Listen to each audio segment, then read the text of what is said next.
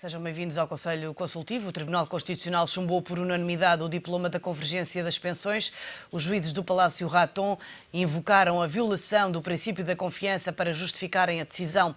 O Governo tem agora de acionar o Plano B, que será entre o aumento de impostos e a aplicação da contribuição extraordinária de solidariedade.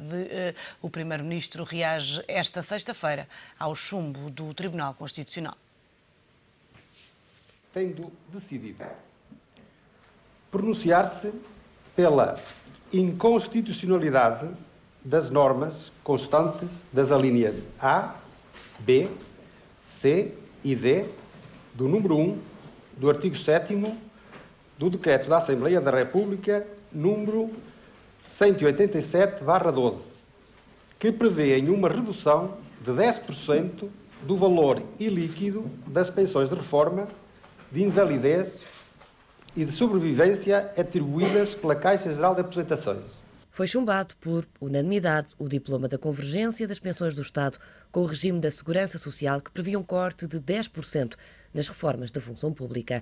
Os juízes do Palácio Raton justificam o chumbo por estar em causa o princípio da proteção da confiança. O Tribunal concluiu que se tratava de uma medida avulsa, portanto uma medida que no fundo visava, em termos reais, apenas uma consolidação, apenas entre aspas, mas que visava, digamos, não os interesses, não era adequado à realização dos interesses apontados, mas à consolidação orçamental através pelo lado da despesa, não é? Através de uma redução de despesas, e foi essa inadequação, essa desconformidade que no fundo conduziu ao juízo de que os interesses públicos que realmente estavam aqui em jogo não eram de molde a prevalecer sobre a tutela da confiança, e foi essa a razão. Para o Presidente do Constitucional, o corte nas pensões podia até avançar, mas para isso teria de estar integrado numa reforma mais global. Como uma medida deste tipo, redutora de pensões já atribuídas, é de tal forma lesiva e atentatória de uma situação de confiança legítima e reforçada, que só é justificada por uma reforma estrutural, não é verdade, uma reforma estrutural que integrasse de forma abrangente todos os fatores relevantes para uma convergência real, não só no domínio das formas de cálculos, mas, enfim, transversalmente noutros domínios. Ora, não tinham esta natureza as medidas que estavam sob julgamento. O Tribunal concluiu que se tratava de uma medida avulsa. O Tribunal Constitucional deu um presente de Natal envenenado ao Governo, que agora tem de encontrar alternativas no valor de 711 milhões de euros para cumprir o déficit de 4% em 2014. O económico sabe que em cima da mesa estão a aplicação plena da contribuição extraordinária de solidariedade e também uma subida de impostos, com o aumento do IVA a ser a esta altura a hipótese mais provável. Com a SES sobre todas as pensões acima de 1.350 euros, o Estado arrecada 340 milhões de euros. Ficam a faltar 370 milhões e destes, pelo menos uma parte, vem do lado dos impostos. O Governo pode também optar por encontrar outra forma de reduzir a despesa com pensões, já que muito dificilmente consegue reformular este diploma. Mas a verdade é que, se aplicar os cortes apenas aos futuros pensionistas, a redução de gastos não vai além dos 8 milhões de euros. É um dos temas em análise no Conselho Consultivo de hoje pelos comentadores do ETV, António Gaspar, Rogério Fernandes Ferreira e também Mário Caldeira Dias. Agradeço a todos a presença neste Conselho Consultivo. Começo por si, Mário Caldeira Dias, e por esta decisão do Tribunal Constitucional, que foi unânime. Os juízes dizem que há direitos adquiridos e que as pensões são benefícios definidos. Esta decisão já era esperada? O chumbo da Convergência das Pensões? Eu julgo que sim, que era esperado, e como tal também é de esperar que o Governo tenha uma alternativa, porque os governos estão lá para ter alternativas, não é? Portanto, embora o Primeiro-Ministro sempre tenha dito que não havia. Pois, não, tinha que dizer, quer dizer, não podia dizer à partida, porque era confessar, de facto, a sua incapacidade, ou pelo menos era confessar que provavelmente as coisas não teriam sido feitas adequadamente nessa perspectiva. Mas o Tribunal Constitucional é o que é, a Constituição é o que é, as funções dele são o que são, e esta realidade é o que é, quer dizer, portanto, não vale a pena voltarmos também contra o Tribunal Constitucional nessa perspectiva, tanto mais que as instituições que temos, os governantes que temos e aquilo que vamos criando é aquilo que merecemos. Nós somos os autores disso, não é? Mas dito isto, é preciso ver que a própria história dos direitos adquiridos, na teoria do Estado Social não há direitos adquiridos. os direitos sociais ou direitos de cidadania são direitos de segunda geração ou de segunda ordem, como são chamados pelo Stanley Thomas Marshall, que é o que escreveu o primeiro livro exatamente sobre esta teorização, em 1950 ou 52, eu não me recordo precisamente a data, mas são exatamente porque estão condicionados aos recursos existentes. E mesmo o defraudar das expectativas, é preciso notar que é óbvio que há um defraudamento, as pessoas vêm-se confrontadas com coisas para as quais não fizeram cálculos à partida. É óbvio que sim, mas provavelmente o milhão de desempregados que existe também tem as suas expectativas defraudadas, não é? Os jovens, os centenas de milhares de jovens que têm emigrado, provavelmente estavam a contar tirar um curso e trabalhar aqui no país, também têm as suas expectativas defraudadas. É óbvio que a elasticidade dos impostos ainda existe, e o Rogério, nesse caso, falará melhor do que qualquer de nós, mas há uma altura em que a solução pode ter que vir dos despedimentos da administração pública, não é? Porque é a única solução para reduzir despesas sem atentarem com direitos adquiridos. E se isso acontecer, também podemos supor que as pessoas que irão ser despedidas também têm as suas expectativas defraudadas. Quer dizer, o problema é que hoje é difícil encontrar alguém em Portugal que não tenha as suas expectativas defraudadas. Portanto, isto cheira sempre, apesar de tudo, por muito que a gente queira, e eu não sou jurista, portanto, não posso ver isto à luz dos critérios rigorosos e jurídicos, certamente que as pessoas que lá estão são muito mais capazes que nós para analisar essa matéria, mas o que é verdade também é que há um outro aspecto da vida e o Tribunal Constitucional corre um bocadinho o risco de ser visto como se estivesse num mundo que não é este em que nós, pobres mortais, vivemos, não é? António Gaspar, esta decisão do Tribunal é positiva ou negativa? Bom, como este é o último programa antes de Natal, eu gostava de deixar aqui para os nossos telespectadores, para si, para o Rogério e para o Mário, um desejo de muito boas festas de Natal. Muito obrigada para todos também. O clero apostólico católico romano, quando está perante uma grande decisão, ou tem que tomar uma grande decisão, procura sempre a iluminação do Espírito Santo. E eu aqui vejo que ontem o Tribunal Constitucional foi muito pouco, aliás, foi nada iluminado. Fazendo aqui um paralelismo, de facto não teve qualquer tipo de iluminação. Porque eu penso que o Tribunal Constitucional não percebe o que se passa na economia portuguesa. Para dar um exemplo, a receita da Caixa Geral de Apresentações em 2012 foi 2.800 milhões de euros. O pagamento de pensões foram 7 mil milhões de euros. Há aqui um déficit de 4.200 milhões. Ou seja, as contribuições para a Caixa Geral de Apresentações cobriam só 40% do valor efetivamente pago. E depois, eu penso que eles são juristas, não são obrigados a perceber o que é a economia, mas eu acho que têm a obrigação de se acercar de alguém, de consultores, de quem quer que seja, que lhe possa esclarecer o que se passa na economia. Foi chocante o que acabou aqui dizendo na peça anterior. O Presidente do Tribunal Constitucional, depois me deu a mão, mas disse, bom, isto é um problema apenas de consolidação orçamental. Depois me deu a mão logo a seguir, não é? Mas quer dizer, isso demonstra que não tem a noção, de facto, do que isto pode significar. Eu vejo com muita apreensão que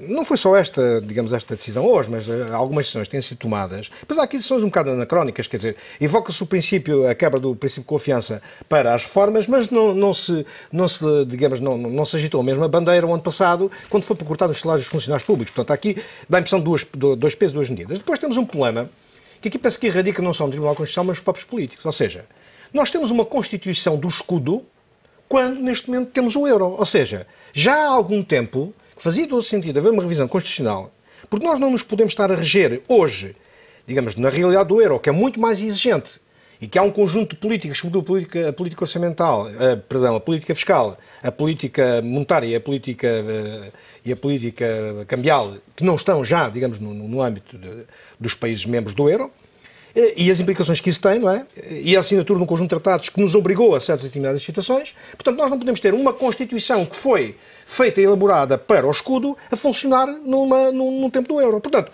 eu penso que há aqui um conjunto digamos, de situações que geraram esta confusão, a meu ver, uma confusão, porque o Tribunal Constitucional tem, de facto, um imperativo legal, tem que fazer cumprir a Constituição da República, mas tem que adaptá-la aos tempos que vivemos. Portanto, eles têm de perceber que o chumbo que deram neste momento, não é, a esta medida, o Governo vai ter que encontrar medidas alternativas. Fala-se que será por aumento do IVA. O aumento do IVA vai afetar, naturalmente, a economia. Quer dizer, aumentou o IVA, aumentou o preço dos produtos, ficando os produtos mais caros. A procura dirigida a esses produtos é necessariamente menor do que se, digamos, no caso anterior, não houvesse a subida dessa taxa. Portanto, eu penso que foi uma medida, uma tomada de posição, digamos, uma decisão infeliz, que não teve, que não foi eliminada, não é? Nem pouco mais ou menos, e que não teve em consideração todas estas situações que rodam, digamos, à volta da economia e que o Tribunal Constitucional, pura e simplesmente, esqueceu-se ou não tem conhecimento e que aplica, digamos, tucu aquilo que diz a lei. Rogério, o Tribunal Constitucional deu razão aos argumentos de Cavaco Silva, que disse que o corte nas pensões seria um imposto. Certo. Já agora só duas observações prévias e já respondo à sua questão. Começando pela própria decisão, pela natureza da decisão do Tribunal Constitucional. O Tribunal Constitucional decide de acordo com critérios jurídico-constitucionais, portanto, não decide de acordo com critérios políticos. Não estamos perante um órgão político, estamos perante um órgão jurisdicional. E, portanto, gostava que também a análise da decisão da decisão do Tribunal Constitucional, que está a cair digamos, numa natureza que não tem, fosse analisada de acordo com a natureza que tem. Ou seja, estamos perante uma decisão jurisdicional dos juízes. Os juízes declaram o direito, portanto, dizem o que diz a Constituição, portanto, aplicam a Constituição ao caso concreto. Portanto, não podem decidir de acordo com os critérios que nós desejamos que sejam aplicados. Quer dizer, a Constituição é aquela, não é outra. Portanto, é o primeiro aspecto. Portanto, nesse sentido, temos que respeitar neste sentido a própria decisão do Tribunal Constitucional. Isto por um lado. Por outro lado, estou também de acordo, mas é outro problema, não tem a ver propriamente com a decisão do Tribunal Constitucional, tem a ver provavelmente se quiserem, com os princípios que estão subjacentes a uma Constituição que provavelmente pode não estar adaptada aos tempos atuais, e que tem a ver com isto que o Mário disse, ou seja, os direitos adquiridos, do ponto de vista económico, são de segundo grau, portanto, estão dependentes, obviamente, dos recursos económicos existentes. E há, aliás, em alguns países em que os direitos adquiridos são função do próprio crescimento económico, ou seja, há uma ligação entre os direitos e a economia. Portanto, é esta ligação que a nossa Constituição ainda não faz, neste momento, e que provavelmente um dia terá que fazer. Mas a Constituição é a Constituição que temos e cabe aos juízes, obviamente, declarar o direito e o direito que temos, que é a Constituição, tal como ela existe. Portanto, deste ponto de vista, não critico a decisão, provavelmente tomaram a decisão mais acertada de acordo com a redação atual da nossa Constituição. Agora, isto também não quer dizer que, por outro lado, não deva existir da parte do Governo, a quem cabe governar e tomar decisões políticas, obviamente tem que ter um plano B. Portanto, e se não o tinha, deve-o arranjar rapidamente, porque este problema tem que ser resolvido. Há compromissos internacionais que foram assumidos pelo Governo português, em nome do Estado português, e que, obviamente, tem que se arranjar, de alguma forma, o déficit previsto de 4%, que é o que está no Orçamento do Estado para 2014. Mas sobre o facto do Tribunal ter dado razão a Cavaco Silva quando disse que este corte nas pensões seria um imposto, concorda? Repare, o problema tem que ser visto de acordo com a sua natureza intrínseca, ou seja, no fundo, reduzir uma despesa pode-se reduzir por via fiscal e, portanto, do ponto de vista substancial, digamos, a redução da despesa muitas vezes assume a natureza do imposto. Portanto, não concordo nem discordo. Acho que são perspectivas de ver o mesmo problema e que podem abalar os mesmos princípios, que são os princípios com que o Tribunal Constitucional analisou também a questão. Sobre a justificação dada pelos juízes para chumbarem o diploma das pensões, que viola o princípio da proteção da confiança, parece-lhe que esta questão da confiança posta nos termos em que foi colocada mata o processo de convergência das pensões no curto e médio prazo? Repare, dois problemas. Primeiro, eu não sou constitucionalista, portanto não me queria pronunciar mas aqui mas enquanto jurista posso dar um pouco a minha opinião. Segundo, eu não li ainda o acordo do Tribunal Constitucional para poder pronunciar de forma adequada. Portanto, posso-lhe dar uma impressão daquilo que recolhi entre ontem e hoje, hoje dos jornais. Eu, o que acho é que a própria interpretação da Constituição, no caso concreto, tem levantado muita incerteza. Quer dizer, estes princípios que estão a ser invocados, que são princípios e são conceitos de algo indeterminados, como o princípio da confiança ou o princípio da proporcionalidade, que só se conseguem analisar no caso concreto, geram alguma incerteza de previsão.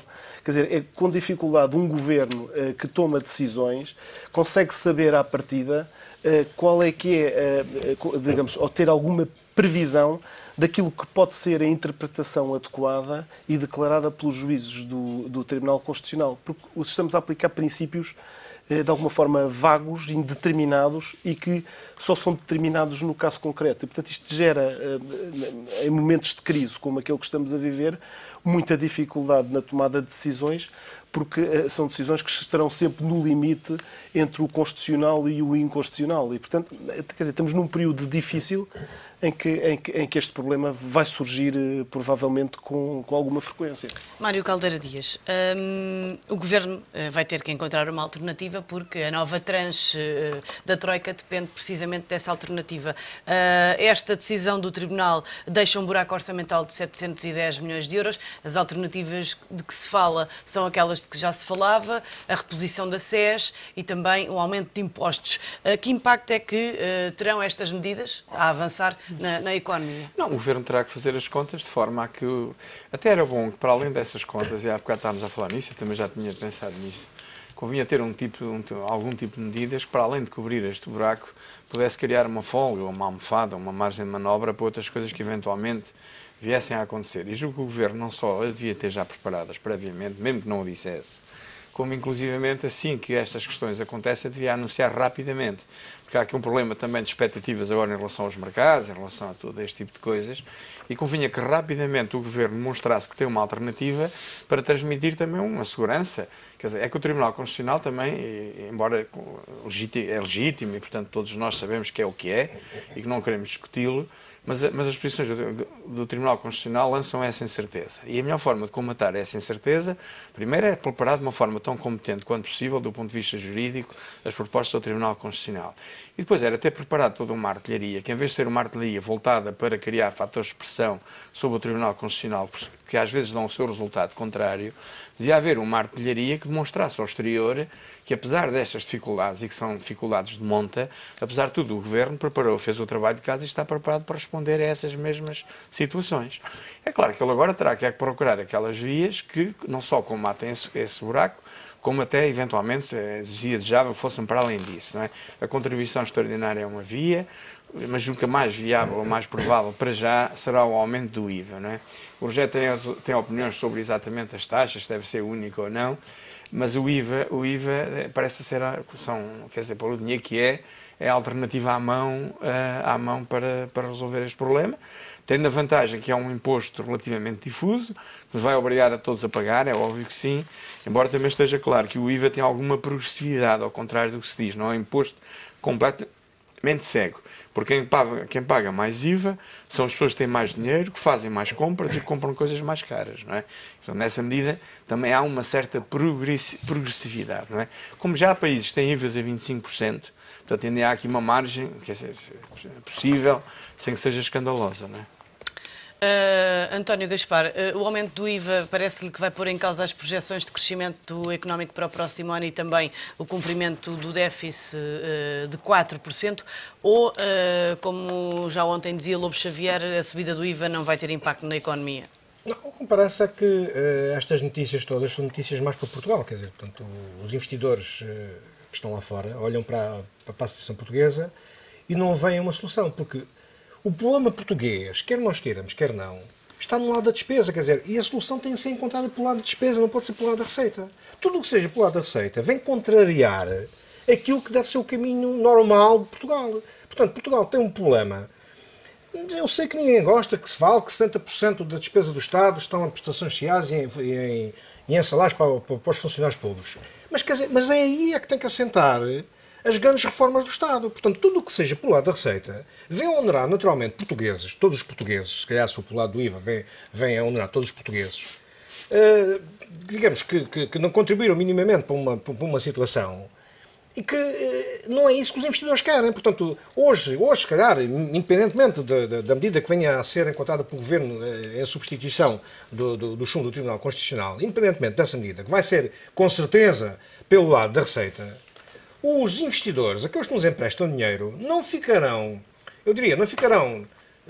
digamos, da mesma forma que ficariam se a medida que foi proposta e que não foi aprovada pelo Tribunal Constitucional pelo lado digamos, do corte na despesa, fosse aprovada. Portanto, e ficam sempre com dúvidas acrescidas, se Portugal estará no caminho certo, e há até já quem diga que isto é uma preparação para um segundo resgate.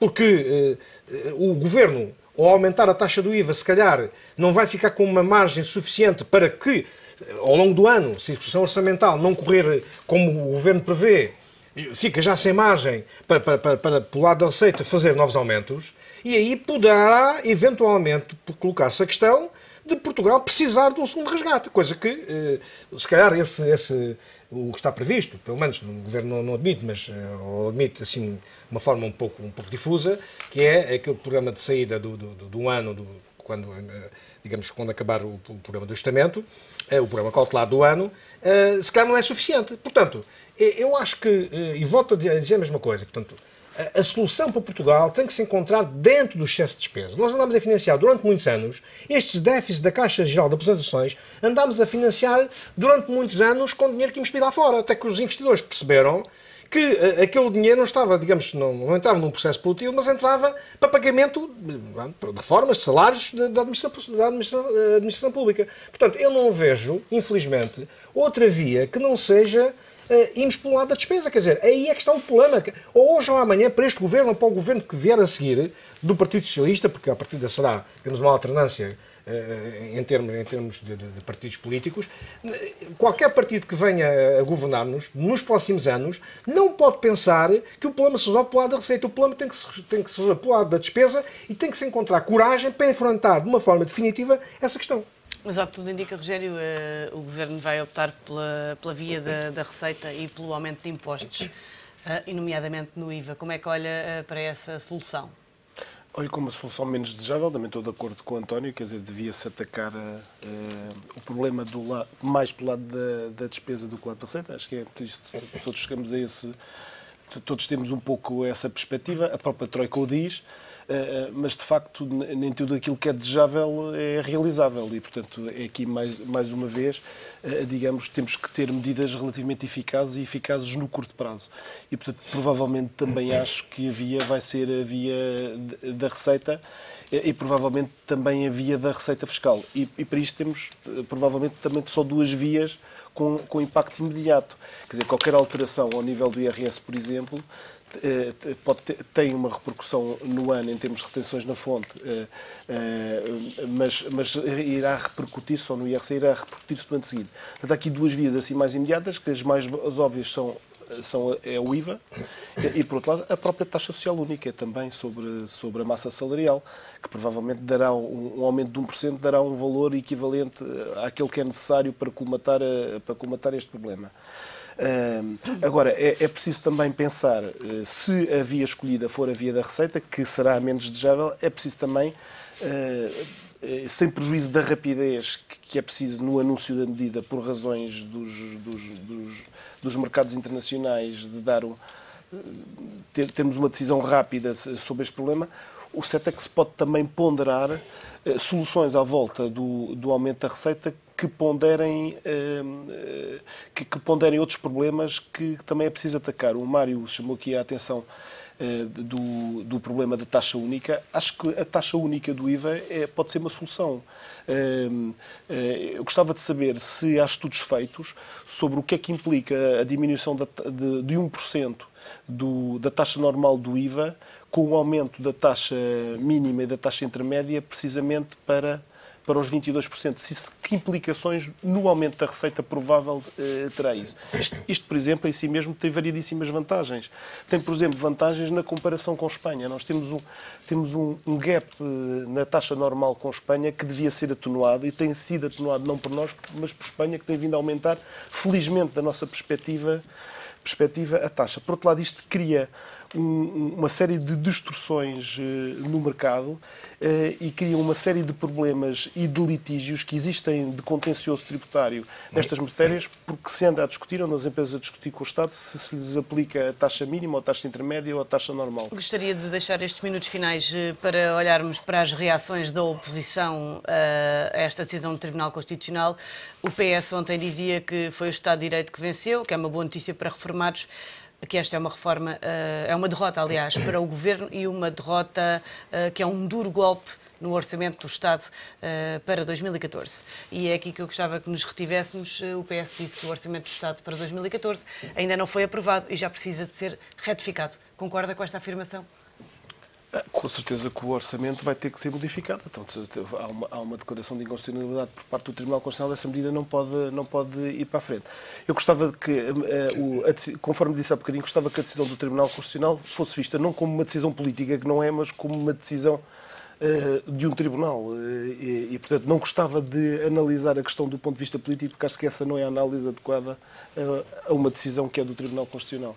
Mário Caldeira Dias, o que é que lhe parece? Relativamente a esta matéria, mesmo em relação... É óbvio que o orçamento vai ser modificado, mas também julgo que ter que nos habituar a encarar esta coisa com toda a naturalidade e mostrar sobretudo, a capacidade de ultrapassar os problemas. Não é fácil, mas é nisso que temos que investir e nisso temos que resolver, porque é isso que nós estamos à espera dos governantes e é isso que lá fora estão à espera do país. António Gaspar, em 30 segundos. Em 30 segundos. O Partido Socialista regozijou-se por não ter sido, pelo chumbo do Tribunal Constitucional, mas eu gostava de lhe recordar que o primeiro memorando de entendimento que foi assinado pelo Partido Socialista, pelo PSD, pelo CDS, previa exatamente que houvesse uma aproximação da Caixa Nacional de Pensões, da Caixa Geral de Apresentações, à Caixa Nacional de Pensões. Portanto, eu não percebo como é que o Partido Socialista se vem regozijar por uma coisa que assinou há 2 anos e meio, quando o próprio Partido Socialista, o governo de Sócrates, chamou a Troika para nos vir ajudar. Muito obrigada a todos pela vossa análise neste Conselho Consultivo, que está de regresso na próxima segunda-feira.